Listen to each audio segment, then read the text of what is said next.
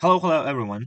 Today we'll explore the Venturi tube and how it works using Bernoulli's principles. So you'll learn how we can use this device to measure the flow rate of gas or liquid in a pipe. So let's have a look. What's a Venturi tube and how does it look? So a Venturi tube is a pipe with varying cross sections. It starts with a wide section, narrows in the middle, and becomes wide again at the end. So to simplify our calculations, we'll assume that the gas that's going through this pipe is an incompressible. So its density stays the same, and we can apply Bernoulli's equation. Um, since okay, let me just quickly um like tell you what does this equations mean, like what does P mean, what does S mean. So S1 is cross sectional area in the middle part, in the wide part. S2 is a area in the narrow part. P1 is pressure in the wide part. P2 um, is a pressure in the narrow part. So that's pretty. So logic, it has a logic behind it. Like one index is for wide part. Two index is for narrow part. So V1, that's velocity, like velocity in the wide part, and this is velocity in the narrow part. So okay, we got to know it. We'll have to know it. Yeah. Then, since S2 or the area in narrow part is less than S1, then accordingly to the continuity equation, we can say that velocity of the narrow part will be more than velocity in the wide part because of the Bernoulli's principles. So according to Bernoulli's principles, when velocity increases, pressure decreases. So um, P2 is less than P1.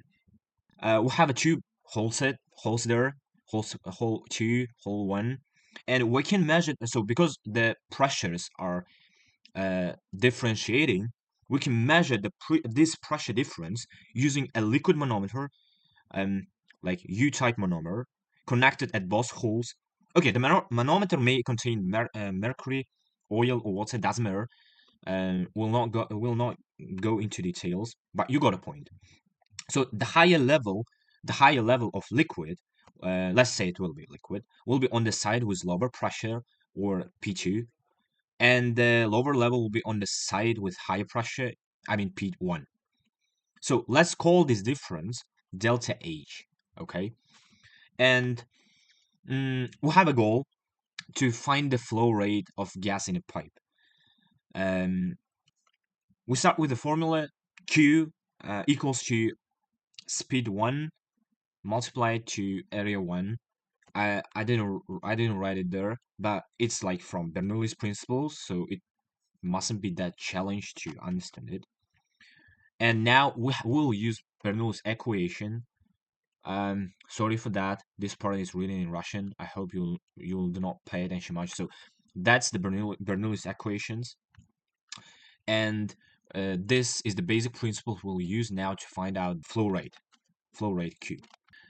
Because the pipe is horizontal, as you see there, we ignore gravitational potential energy. It's like this part, and because the like height H1 H2 are pretty same, we can just omit them. So we'll have this at the end, and let's subtract P2 from both sides. Yes, and we get this equation. This pressure difference P1 minus P2 is what the manometer shows. Okay, let's call it like delta P.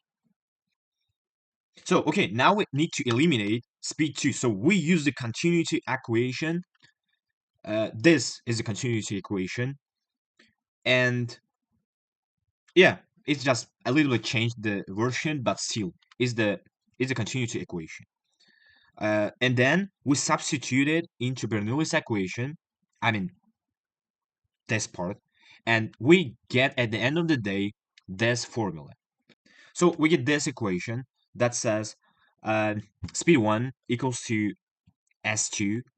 Let's solve the equation for speed 1. multiplied by the square root of 2 delta P divided by rho times the difference between S1 squared and S2 squared. If we remember the beginning of the lesson, we said that our purpose, our goal is to find the flow rate, Q. So to find out the Q, I mentioned it before a while that Q equals to speed multiplied to area. So we basically have the speed and we just have to multiply to both sides S1 so we get the Q. So the formula looks like this. Q equals to S1 multiplied by S2 multiplied by the square root of delta 2p divided by rho times the difference between S1 squared and S2 squared. So this formula gives us the flow rate through the Venturi tube based on the density of the fluid, cross-sectional areas like S1 and S2, and pressure difference. So that's really convenient formula because it consists of the measurements that can be measured pretty easily. So let's look at the real life applications, and one of the most popular or okay, one of the popular one is the carburetor. Okay, a carburetor prepares the fuel-air mixture. It uses the narrow part of Venturi tube to create low pressure zone, draw in fuel droplets, and mix them with the air. So this is how engines used to prepare combustible mixtures before fuel injection systems. By the way, I do not think that the now manufacturers apply it. Nope, it's pretty old system, so no one uses it now. Okay, summary. A Venturi tube helps us measure flow rate using pressure differences, as we mentioned it before. It's based on Bernoulli's and continuity equations. And yeah, it can be used in carburetors, flow mirrors, and aerodynamics. So yeah, that's pretty it. And that's the end of the lesson. Thank you for coming. Thank you for watching it. I hope you enjoyed it. Okay, any suggestion about the lesson? I'm free to read it, free to play it. Thank you. Thank you one more time. Have a good day.